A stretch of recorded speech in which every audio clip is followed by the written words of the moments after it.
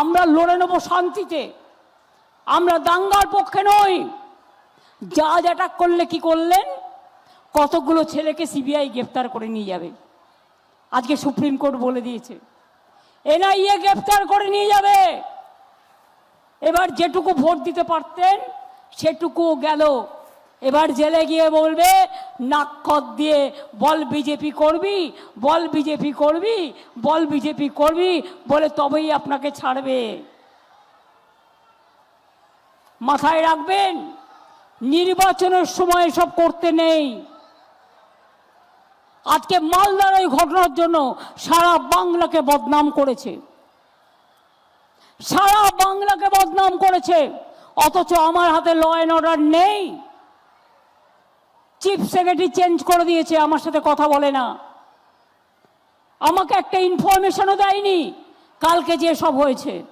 না chief secretary, না home secretary, না ডিজি, সব বদলে দিয়েছে। উকুন বাছার মতো করে বিহারে কার ছেলে মেয়েরা থাকে তাদের করেছে ডিএম, তাকে করেছে অবজারভার, কাউকে দেখে দেখে এসপি করেছে, আর বাংলায় যারা কাজ করত সবাইকে তামিলনাড়ু পাঠিয়ে দিয়েছে। যারা রাস্তার কাজ করছিল যাতে বন্ধ হয়ে যায়, যাতে মানুষ রেশন না পায়, মানুষ যাতে জল না পায়, আর মানুষ যাতে আমাকে ভুল বোঝে, এটা বিজেপির খেলা।